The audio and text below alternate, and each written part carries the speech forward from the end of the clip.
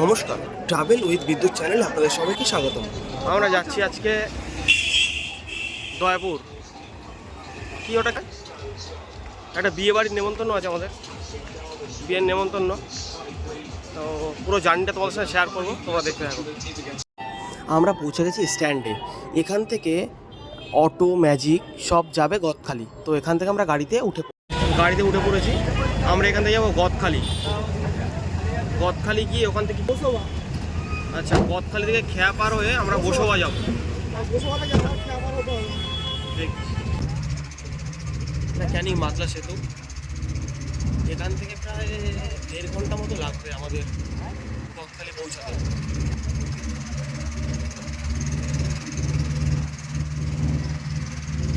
আর আগে নদী অনেক ডিপ ছিল, এখন অনেক চড়া পড়ে গেছে, নদীর মধ্যেও গাছ হয়ে গেছে।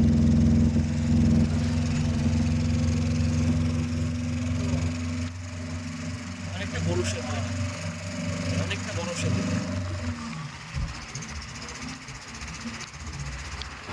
আমরা পৌঁছে গেছি শিমুলতলা। এখান থেকে আমরা ডান দিকে ঢুকে যাব। এই রাস্তাটা চলে যাচ্ছে গদখালি, সোনাখালি, বাসন্তী, ঝড়খালি। ডান দিয়ে একটু ফলো করলে দেখতে পাবে কাপড়ের হাট। এখানে পাইকারি দামে আবার কাপড়ও বিক্রি হচ্ছে, আর এখানে সেকেন্ড হ্যান্ড গাড়িও পাওয়া যাচ্ছে। আর ড্রাইভার দাদাকে বলেছিলাম একটু আমাদের তাড়া আছে, তো জোরেই চালাচ্ছিল, তো আমরা আবার বারণ করলাম না, ঠিক আছে আস্তেই চলো তুমি। আর আমাদের ওদিকে এইচপির পেট্রোল পাম্পগুলোতে তেল নিতে গেলে লম্বা লাইন দিয়ে দাঁড়িয়ে থাকতে হয়। আর এখানের পাম্পটা আমি দেখালাম যে এখানে লাইনই নেই, ফাঁকাই পাবে তোমরা। সোনাখালি, বাসন্তী, গদখালি, ঝড়খালি এই রুটেই।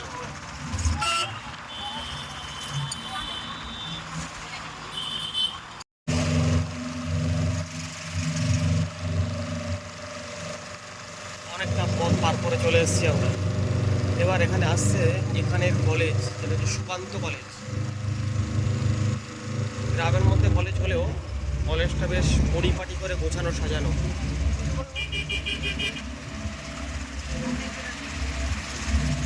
সেইভাবে দেখাতে পারছি না, ক্যামেরা ওরা নিচ্ছে না।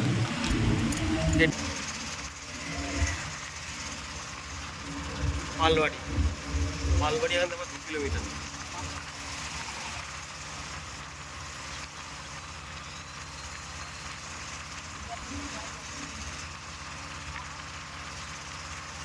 মধ্যে থেকে রাস্তা চলে গেছে, কিন্তু রাস্তাটা যে খারাপ তা না, রাস্তাটাও সুন্দর বেশ।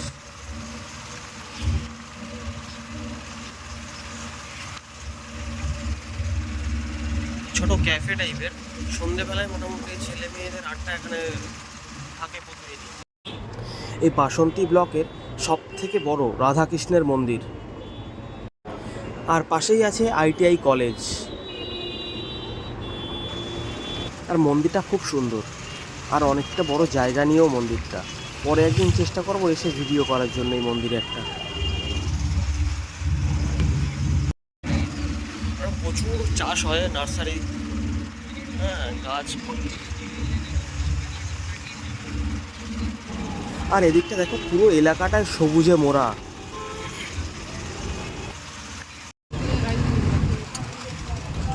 আমরা সোনাখালি পৌঁছে গেছি। এটা একটা স্ট্যান্ড।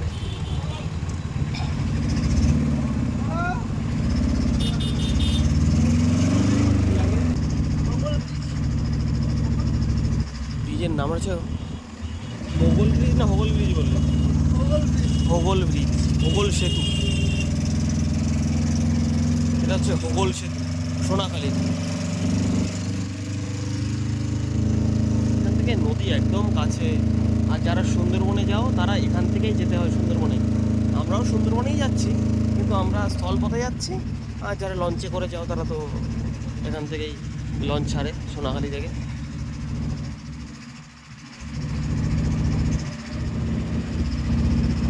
এই দেখো, এই ঘরটা মোটামুটি নদীর মধ্যে বললেই চলে। বড় কোনো বন্যা ফন্যা হলে মোটামুটি ঘর মনে হচ্ছে নদীর মধ্যেই চলে যাবে। সোনাখালিতে একটা বিগ ভি হয়েছিল, কিন্তু এটা না চলার কারণে বন্ধ হয়ে গেছে। আর তোমরা সবাই জানো যে সোনাখালিতে একটা বড় ব্রিজ আছে, তো এটা সামনে আছে, আমি তোমাদের দেখাবো, তোমরা একটু ফলো রাখো, কারণ গাড়িটা তো চলছে, তো নেমে তো দেখানো এখন সম্ভব না, বাইরে দিকেই দেখাচ্ছি।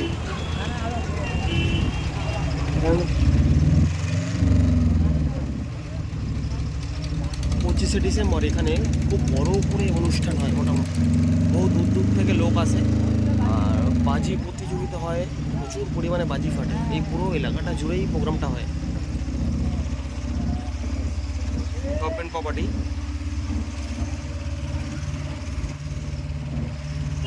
দেখো এখানে আবার ওলা গাড়িও পাওয়া যাচ্ছে। বাসন্তী থানা পার করলাম,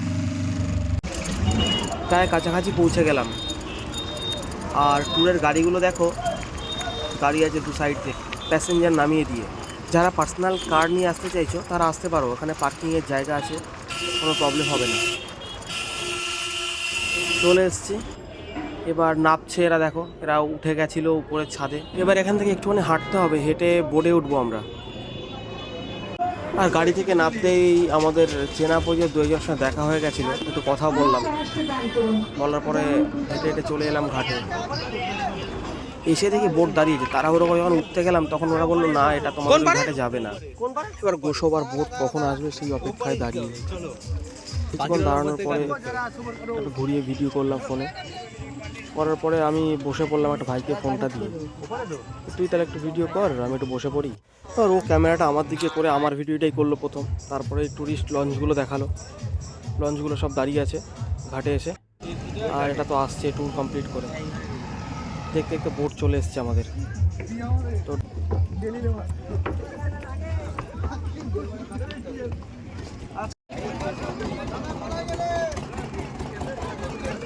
এই বোটটায় উঠেছিলাম, এটা অনেক ঘুরে ঘুরে যাবে বোটটা, হ্যাঁ, আর এই বোটটা ডাইরেক্ট গোসবা চলে যাবে, আমরা এটা থেকে ওখানে চলে যাচ্ছি সবাই। বাইক মানুষ সব একসাথে উঠে পড়লাম বোটে, আর ইঞ্জিনের একদম কাছে বসেছিলাম, তো ওই সাউন্ডটা এই পর্যন্ত পৌঁছাচ্ছিল না মাইক পর্যন্ত। দূরে ঘাট দেখা যাচ্ছে।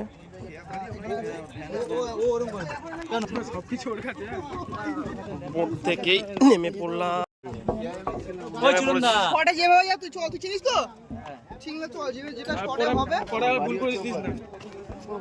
আগেই শুনেছিলাম যে বোট ভাড়া এখানে নামার পরেই নেয়, তো দেখি কত নেয়।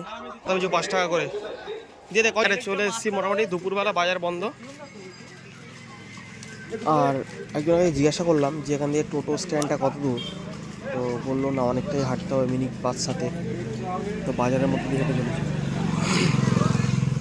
আর বাজারটা অনেকটাই বড়, এখন পুরো বাজার তো ঘুরিয়ে দেখানো সম্ভব না, কারণ বিকাল হয়ে গেছে, আর আমাদের সন্ধ্যের আগে আগে বিয়েবাড়ি পৌঁছাতে হবে, আর এখান থেকে অনেকটা রাস্তা। আর আমরা যাওয়ার সময় ক্যানিং থেকে ফুল বানাতে পারিনি, তাই এখান থেকে একটু ফুল বানিয়ে নিলাম। মানে ভালোই জায়গা, পরিবেশ শান্ত। তো এই খালপাট ধরে এই টোটোগুলো সব লাইন দিয়ে দাঁড়িয়ে আছে, তা আমরা তো এখান জটিরামপুরের জন্য টোটো এবার ধরে নেবো আমরা এখান থেকেই।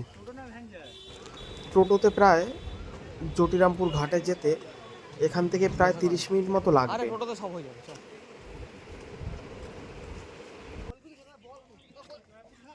টোটোতে উঠে পড়েছি, জটিরামপুর ঘাটে যাচ্ছে এখান থেকে, মাথা পিছু 30 টাকা।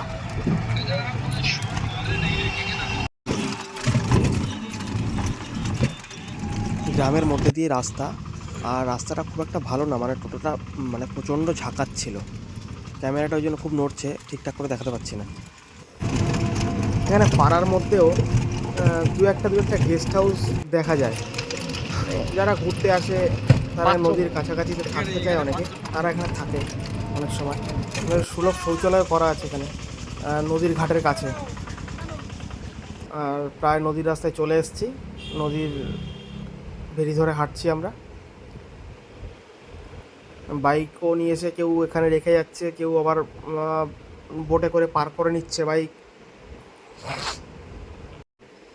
আর শুনলাম যেটা অরিজিনাল ঘাট সেটা এখন মেরামতের কাজ চলছে, তাই আলাদা করে একটা বাঁশের ঘাট বানিয়েছে, আমরা সেখান থেকেই যাব।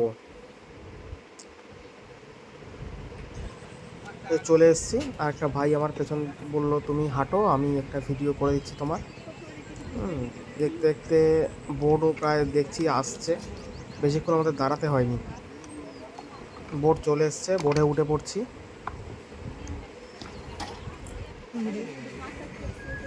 জটিরামপুর ঘাটে বসে আছি আমরা এখন। ছটা বাজবে বলছে, ছটা বাজবে। এটা অ্যাকচুয়ালি অরিজিনাল ঘাট, এটা কাজ হচ্ছে বলে আমরা ওই ঘাট থেকে উঠলাম, মানে ওটা বাসের।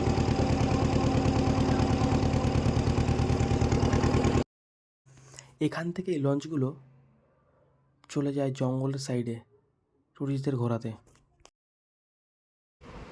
আমরা প্রায় কাছাকাছি চলে এসেছি ঘাটে। আস্তে আস্তে যাচ্ছে বোটটা, থামলেই আমরা নেমে পড়ব। আমরা এখানে এসে বুঝতে পারছি যে মানুষ এখনও কত কষ্টে থাকে। 2-3টে নৌকো পার করে এদের বাড়িতে ফিরতে হয়। কত মানুষ যাচ্ছে দেখুন এইভাবে। আর আমরা ক্যানিংয়ে ঢিল ছোড়া দূরত্ব থেকেও ট্রেন মিস করি। আর এনাদের যদি ট্রেন ধরতে হয় তাহলে কীভাবে এদের কত কষ্ট করে পৌঁছাতে হয় ক্যানিং পর্যন্ত দেখুন। নেমে গেলাম আর আমাদের গন্তব্যের খুব কাছাকাছিও পৌঁছে গেছি আমরা। এদিকে সন্ধে হয়ে এসছে প্রায়। আমরা বিনাপানি ঘাটে নেমে গেছি। এখান থেকে হেঁটেই যাব, 10-15 মিনিট সময় লাগবে। আপনাদের একটু দেখাতে চেষ্টা করছি, পুরো জঙ্গলের মধ্যেই মোটামুটি চলে এসেছি আমরা সুন্দরবনে। তো এখান থেকে মানুষ মাছ ধরতে যায়, অনেক মানুষ, মানে জীবন এইভাবে কাটে ওনাদের। ডান দিকটা পুরোটাই জঙ্গল আর বাঁ দিকে মানুষের বাসস্থান। আর পাশ থেকে একটা দাদা যাচ্ছিল, বললো সামনে নাকি আজকে হাটবার আছে, এখানে মোরগ লড়াই হচ্ছে। তো আমরা এখন ওখানেই যাব। আর দেখতে দেখতে এই দাদাটা চলে এসছে মোরগ জিতে নিয়ে। তো আমরা ওখানে যাব, মাঠে দেখি এখন মোরগ খেলা। তো আমাদের দিকে তেমন একটা দেখা যায় না, তো এখানে গ্রামের মধ্যে বলে প্রতি হাটবার এখানে মোরগ খেলা হয়। এই জঙ্গল দেখতে দেখতে আমরা হাঁটছি রাস্তা দিয়ে, পুরো ঘন জঙ্গল, সুন্দরী গাছ ভর্তি ভেতরে। হেতাল গাছ কিছু আছে দেখা যাচ্ছে। দেখো মাঠের মধ্যে চলে এসেছি। কেউ মোরগ জিতে নিয়ে যাচ্ছে, কেউ হেরে গেছে মোরগ দিয়ে যাচ্ছে, আর অনেক মোরগ বাঁধা এখানে দেখা। পুরো মাঠটা জুড়েই খেলা হচ্ছে, সব পেরেক দিয়ে এখানে দোকান বসেছে, যেরকম মোরগের হাট বসেছে এখানে। তো আমরা জিজ্ঞাসা করলাম একজনকে যে এই মাংসের কিলো কত করে, আমরা 1200 টাকা কিলো বললো। মানে আর বলে দিল যে খুব শক্ত হবে। তো আমরা একটা রিলেটিভের বাড়ি যাচ্ছি বলে তো আজকে আমরা নিলাম না, অন্য একদিন ট্রাই করবো যে কেমন খেতে লাগে। তিনি এত জিতে ফেলেছে, এত জিতে গেছে এই মোরগ, জিতে জিতে রেখে দিয়েছে ব্যাগের মধ্যে। ব্যাগের মধ্যে অ্যাকচুয়ালি থলে টাইপের করে। কি ডাক দিচ্ছে, পুরো মাঠটা জুড়েই খেলা হচ্ছে। সন্ধে হয়ে আসছে, ভিডিওর কোয়ালিটি খারাপ হয়ে যাচ্ছে আস্তে আস্তে। এবার দেখা হবে পরের ভিডিওতে। অনেক ধন্যবাদ ভিডিওটা পুরোটা দেখার জন্য আপনাদের। আর লাস্ট একটা ছোট্ট বাংলো বাগান বাড়ি টাইপের, এটা দেখিয়ে ভিডিওটা শেষ করছি এখানেই। ধন্যবাদ সবাইকে।